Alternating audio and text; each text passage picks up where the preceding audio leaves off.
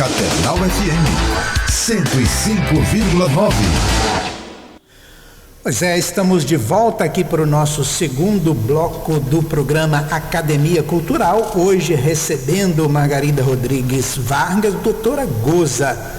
Goza, depressão é uma doença da moda, é uma doença da atualidade, ou ela também existia no passado, mas era negligenciada, não tinha um diagnóstico, não era tratada?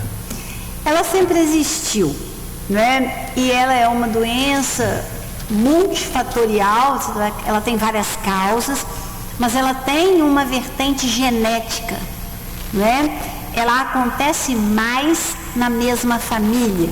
Então isso fala de uma vertente genética. Ela é uma doença grave, ela sempre existiu, mas é lógico que à medida que a nossa vida vai ficando mais complicada, né?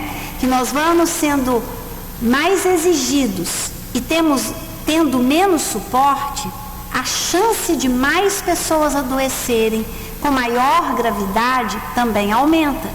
Correto. Né? Então, hoje nós temos uma sociedade performática. Você precisa ser um grande sucesso em tudo que você faz. Você precisa ter. Você isso, precisa ser um grande aquilo, sucesso. Né? Você precisa ser bem sucedido, você tem que ser um destaque na sua profissão, você tem que ter uma condição financeira X, você tem que ter um carro X, você tem que morar numa casa X, você tem que viajar, você tem que postar as fotos da viagem no Face, no Instagram, não sei mais aonde. E se você não é esse sucesso, então você é um fracasso. E se você é um fracasso, a sua vida não tem sentido. Né? Felizmente, há uma boa parcela da sociedade estudando, trabalhando, se dedicando a novas maneiras, né, de você se relacionar com a vida. Eu mesma faço parte de grupo, né, que trabalha a espiritualidade. E a espiritualidade, ela não que ela vá substituir o tratamento, mas ela é um suporte muito importante. Acreditar, né? Ela é um suporte força muito superior. Importante. Por quê? A maioria de nós não acha um propósito para a vida sem passar por essa vertente da espiritualidade. E uma vida com propósito é o melhor antídoto para a depressão. Né? No vídeo do Quer Saber, eu citei o Vitor Franca, que foi alguém que viveu num campo de concentração e depois, né, saiu de lá e criou uma forma de terapia, que é a logosofia.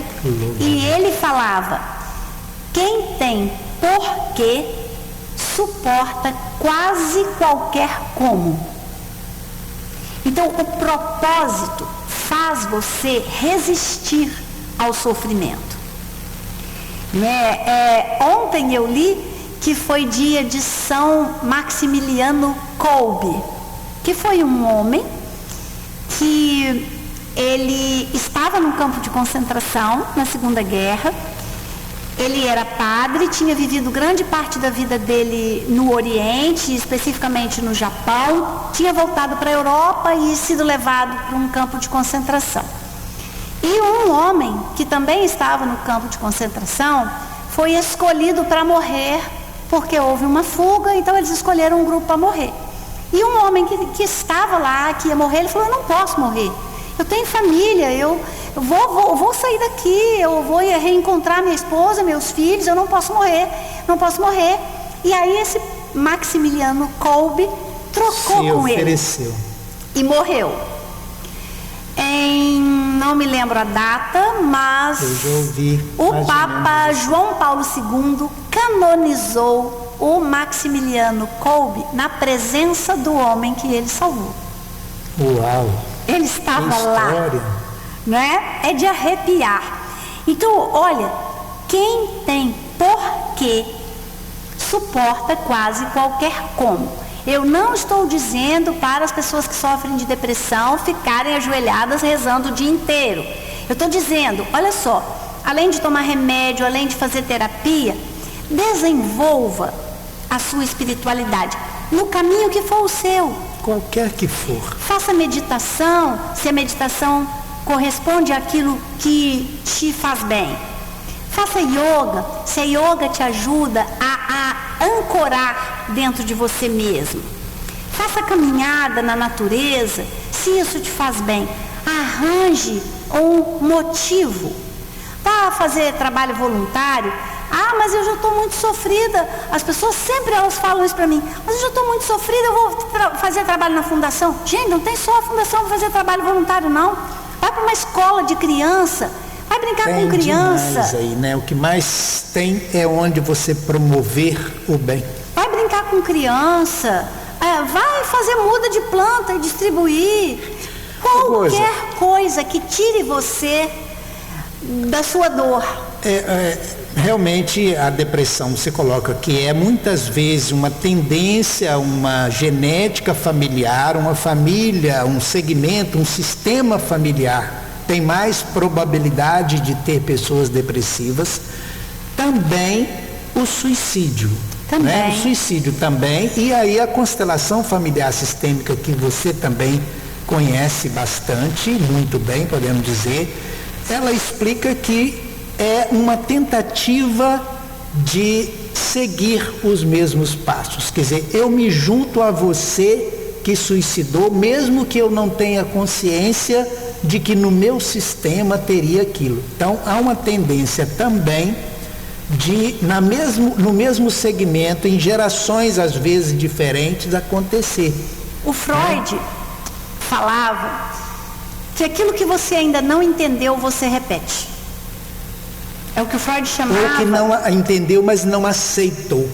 É o que o Freud chamava, aquilo que você não elaborou, você repete. É o que o Freud chamava de compulsão à repetição. Né? Enquanto eu não esgotar esse assunto, eu repito. Né? O que é importante da gente ver, né, nos casos de suicídio, é que nós temos nesta situação, pela própria intensidade do sofrimento, nós voltamos a um pensamento mágico, que é o pensamento típico das culturas primitivas, do índio, não é? Daquelas pessoas que é uma cultura primitiva, sem que isso seja qualquer tipo de descaso ou desvalorização, né, dessa cultura.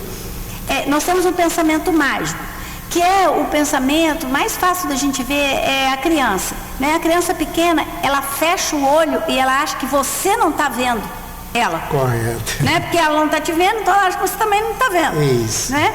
Então você, na maioria das vezes, por trás, né, desse pensamento suicida, tem um desejo seguinte: eu quero acabar com isso aqui, com esse sofrimento, com essa dor. E esse pensamento mágico de que morre essa dor e eu saio lá na frente, sem dor, para viver. Sim. Não é? É um pensamento mágico, é um pensamento que ele não cabe, ele não combina com o desenvolvimento intelectual que a pessoa tem. E nesse caso é muito mais dado às pessoas depressivas, né? Sim. Porque se eu estou deprimido, não estou vendo uma luz no fim do túnel, bom, eu quero acabar com esse sofrimento, com essa coisa que eu não sei. Os pacientes alegam um cansaço, né? Eu estou cansado, eu estou cansado, nada que eu faça resolve isso, eu não aguento mais sofrer. Né? Então, assim, a gente precisa ver, e a gente também, né, tá vendo essa vertente coletiva, né? Porque nós estamos vivendo como sociedade global, né, um tempo de muita desesperança.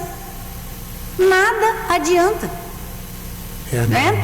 Você liga a TV e você vê uma vez por semana, uma vez a cada 15 dias, na melhor das hipóteses, um massacre. E aí como? Né? A gente assim, entre aspas, né, acaba acostumando com isso. Ah, mas isso é normal, isso acontece mesmo. Assassinato com 80 tiros? Não, isso acontece. Olha, né? Elisa, eu acho que tem uma coisa muito, assim, eu sou de Muriaé, né, vivo aqui minha vida toda. Houve aqui um assassinato bárbaro, né, que um sobrinho assassinou uma tia idosa e a empregada dela. E era no meu caminho da Barra para o Santa Marcelina. A gente não passava naquela calçada. Aquilo era aterrorizante. A gente atravessava a rua. Porque isso era impensável. Hoje é o nosso primeiro pensamento. Um casal foi assassinado. Será que foram os filhos?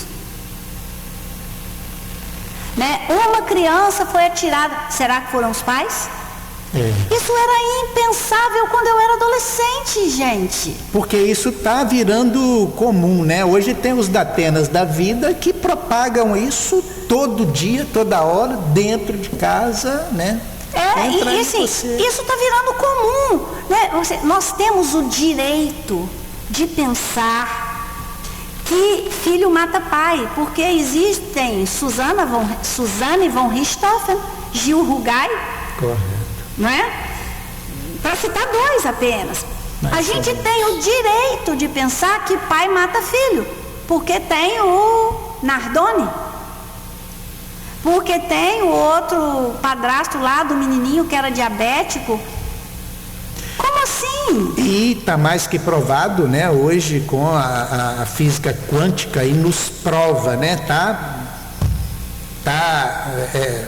Legitimado isso, né? De que toda vibração, toda energia ruim, ela se propaga pela palavra, pelos gestos e tal. Então, quando você assiste demais Casos de Família, assiste mais Datenas da vida, e não sei mais o que existe nessa televisão aberta, que eu fui na casa de uma pessoa uma vez e fui obrigado a ficar em frente à televisão, vendo um programa desse. Falei, cara, mas isso tem violência demais, isso não dá para eu ficar concordando com isso, ficar assistindo isso. Como é que me alimentando disso, alimentando, né? Quer dizer, é por aí. A boca fala aquilo de que o coração está cheio. Se o coração só fica se enchendo disso, o que a boca vai falar? Pois é. Agora, Goza, nem tudo é tão ruim, né?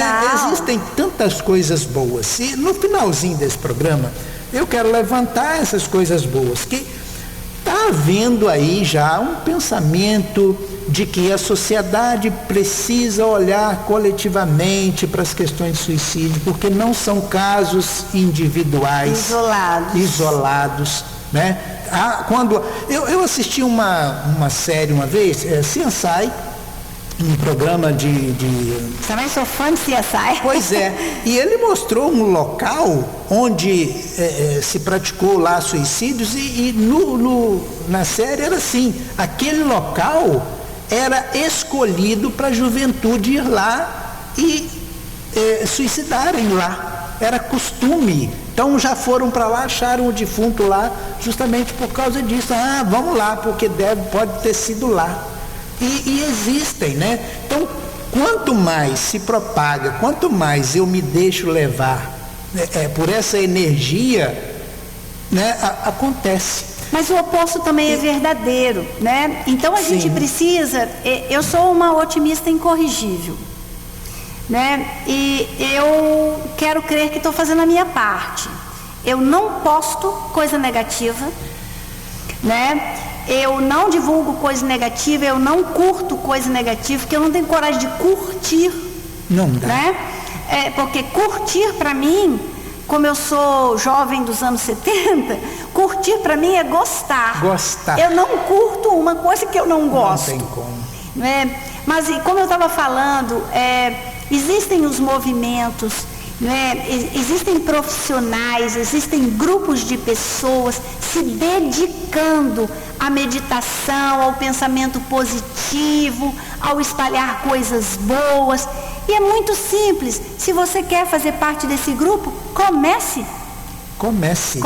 Tem coisas lindas na própria internet, né? Junto com esse monte de coisa esquisita que a gente também acha coisas lindas. Você quer ver que coisa linda, maravilhosa? Sabe? Então, propague as coisas lindas, compartilhe, música bonita, gente cantando, paisagem, né? Ideias novas. Compartilhe isso. Estamos melhorando, apesar de tantas coisas ruins ainda está acontecendo. Nós comentávamos aqui em off, no nosso intervalo, que a nossa igreja não celebrava, não encomendava defunto, não rezava missa para aqueles suicidas. E essa mentalidade da nossa igreja, e não tem muito tempo, 50, 60 anos talvez. Mais que menos. Ou talvez até menos. E hoje isso acabou, né? Merece misericórdia, aliás, necessita-se misericórdia.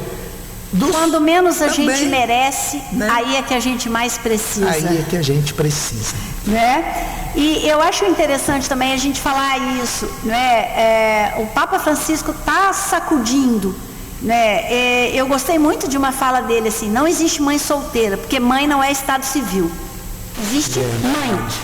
Existe mulher solteira, mas mãe... Existe, né? Mãe. Verdade. Mãe não é estado civil. Né? Então a gente precisa se deixar sacudir, a gente precisa arejar, a gente precisa florescer. E não é difícil não, é só começar que vai, né? É só começar, é só abrir a porta. Eu tenho provas reais, absolutas disso. Uma pena que nosso tempo acaba e a gente não consegue realmente falar tudo aqui. Eu quero te agradecer pelo abrilhantamento aqui do nosso programa. Muito bom, muito educativo o nosso bate-papo aqui. Muito obrigado pela sua presença. Eu que agradeço o convite, é sempre um prazer. Eu tenho um único problema, né? Falo demais. E aí o tempo passa muito rápido. Mas é sempre um prazer. E eu agradeço a oportunidade de poder falar dessas coisas e abrir questões, não é? Porque eu gosto muito daquela fala do canal Futura. Não são as respostas que mudam o mundo, são as perguntas. São as perguntas. E eu, aos 61 anos, ainda não desisti da minha ideia de adolescente de mudar o mundo. Eu vou mudar o mundo. Aí eu te ajudo. Ai, tamo junto. Pode contar comigo. Muito obrigado, ouvintes. Uma boa noite a todos. Quinta-feira que vem estaremos aqui com Nicodemos, com Christian da Academia, falando de um evento dia 31 de agosto, Coral Benedictus da Arquidiocese de Juiz de Fora, brilhando aqui na nossa matriz São Paulo, durante a missa das 19 horas e depois da missa uma apresentação também bem específica para nós. Mas nós pena falaremos... que eu vou estar em Vitória no congresso. Ai, que pena, né? Mas que bom que você vai estar lá aprendendo muito mais coisas para trazer para a gente. Muito obrigado mais uma vez e boa noite a todos. Até quinta. Boa noite, ouvintes.